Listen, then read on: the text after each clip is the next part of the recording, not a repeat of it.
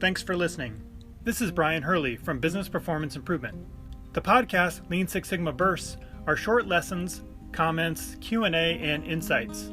If you have a question, send your question through the Anchor app, and we might feature you on a future episode. Or contact me at biz-pi.com. In this episode, I share the introductory module of the free Lean at Home course, explaining why I made this course and why it's a great starting point for anyone interested in learning and practicing lean and process improvement methods. I will upload other modules from the course into the podcast. But you don't have to wait. You can access the entire free course right away. It's called Home Efficiency Using Japanese Lean Productivity Techniques, and I have the link in the show notes below. Again, the course is free, but if you don't have time to go through it or you prefer listening, I will post these modules over the next weeks or months. Thanks for listening, and I hope you enjoy. Welcome to the Lean at Home online course, How to Apply Lean Principles in Your Home to Make Your Life Easier. My name is Brian Hurley. I'm a Lean Six Sigma Master Black Belt based in Portland, Oregon. I run Business Performance Improvement. You can connect with me through LinkedIn, Instagram, and Facebook. The agenda for this course will start off with a quick introduction around lean methods. Then we'll talk about why Lean at Home is a good course for you. I'll go through a quick example of how I improved the vacuuming process at my home. I'll show you an example of someone who has applied Lean at their home already to give you some ideas. I'll talk about the Lean at Home certification process and how to select a good process for you to work on in your home.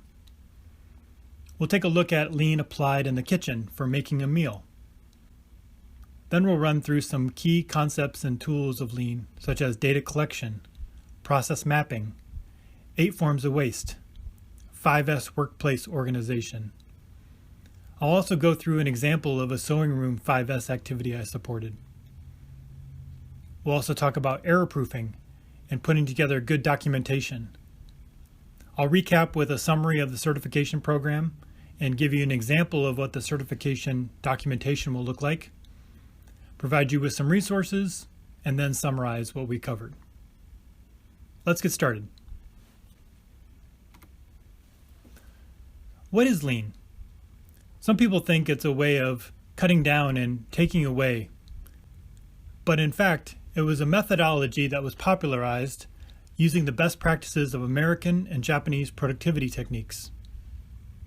It was a term that was coined after researchers did a study where they compared American automakers with Japanese automakers, and they viewed the Japanese as being much more lean, requiring less people, resources, inventory, defects, and better quality. The methods are based on making work simpler, easier, and more organized, not by making people work harder or faster. So why put together a Lean at Home course? Well, the first thing I wanted to do is reach everybody who may not have much experience with Lean and give them some tools and concepts to save them time. This will also help you improve your organization at home, reduce procrastination, reduce frustration, develop new skills and concepts to be able to apply and learn these methods by practicing. It'll also help you get your family more involved and develop some ownership around tasks and chores. The best thing, and one of the biggest reasons I did this, was because it doesn't require you to get approval from your manager. Some of the pushback I would get from training classes I taught where people were struggling to find a project or an event to work on because their manager wouldn't assign something to them or give them time to work on it. With Lean at Home, you are in control. These are your processes that you do on a frequent, regular basis, and you are the owner. So it's up to you to spend the time and make the commitment to make these improvements. This is how you will learn these concepts the most, is by taking what we learn in this course and applying them to your everyday real-life examples. For some of you who already have some experience around Lean and Six Sigma methods, this might be a review. But are you really applying these concepts to your home? Do you walk the talk? If somebody that you were teaching came over to your house, would they see applications of 5S and removal of waste, good organization, minimal inventory? If not, then maybe this is an opportunity for you to apply your knowledge to your own home. But most importantly, you should have fun. This should not be something that you dread or aren't looking forward to. It should be a way to organize your life to make things easier and simpler for you, so you can focus on the things that you really care about. Here's a cartoon that I thought summarizes the importance of making improvements to your process and not imposing improvements on others. What we want to do is engage people who are doing the work and help them come up with ideas.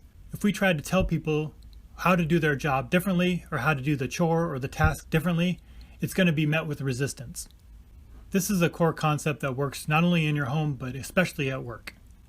As we're going through the course, I'd like you to think about a process that you operate, that you do on a regular basis, and see how we can make improvements to that process.